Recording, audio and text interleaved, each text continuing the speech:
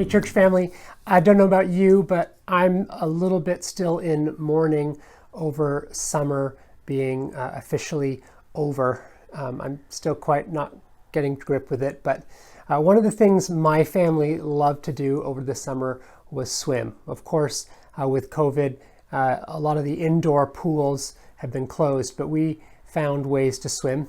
And one of them, we had a little pool in our backyard that we would set up, and it was deep enough. It wasn't anything amazing, but it was deep enough, and we'd fill it up with hose water, and then the kids would hop in right away. And of course, the thing about, no matter how in the middle of summer it is, the water coming out of the hose, like deep into the ground, it was cold.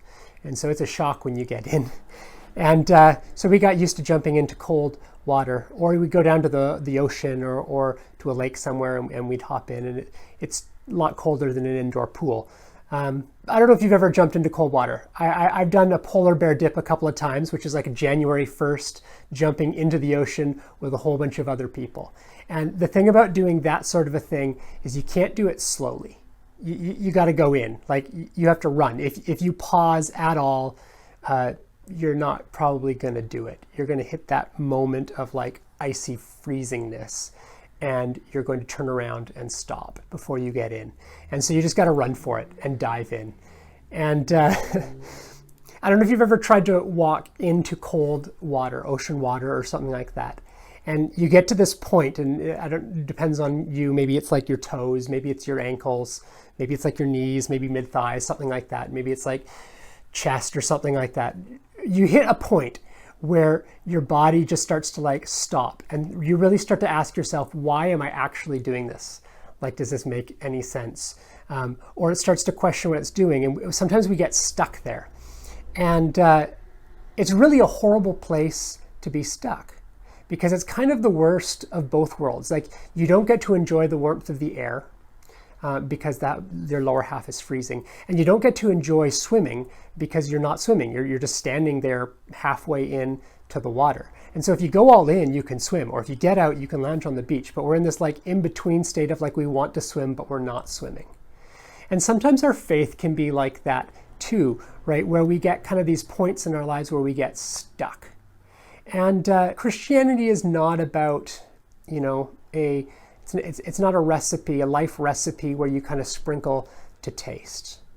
Christianity is you're either in or you're out, right? Either God has your whole life or he doesn't have it.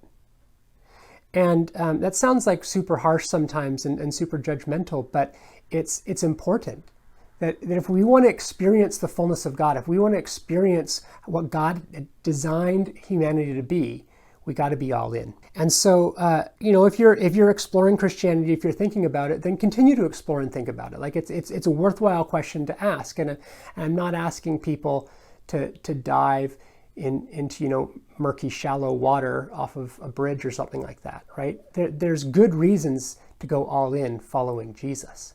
But to those of us that claim to be Christians, where are you? Are you kind of stuck wading in the pool of Christianity? In the faith in God and following after God? You're kind of halfway in, you want your toes in, but you're not going to go in and swim. Because if you are, I just want to encourage you to go all in. It's so worth it. It is so worth it. In the last book of the Bible, the Apostle John is writing to these churches, and he says this to this one church in Laodicea, and this is in chapter 3. And he says, "I know your deeds, that you are neither cold nor hot. I wish you were either one or the other.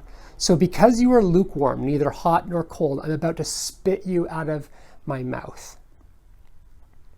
And it's this idea of like, imagine like when you drink water, and it's if you got tea, a nice warm tea, it's good. If you got a cold glass of water, it's good. But if you just got kind of this blah, kind of semi-warm water, it's just really kind of gross.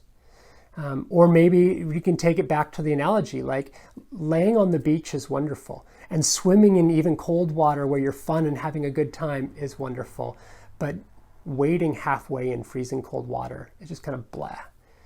And so in our faith, he's encouraging us to go all in, to be all in. See, following God is totally worth it, but it's only totally worth it if you're willing to go all the way in. If you want to live the life with the purpose and significance that God can bring us, you got to be all in. I work with youth, and sometimes they ask the question of like, how far can I go and still be in God's plan, right? And it's kind of like, where's the line? Like, how far do I have to be in to be in?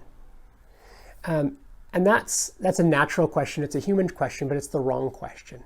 Because the question's looking at like, how do I stay as close to the line of not being in Christianity as I can? And the question we should be asking is, how deep can I dive? How far can I go in? I'm chasing after God. I'm seeking him with all I've got. And that's where we live the fulfillment and the satisfaction and the joy that God brings.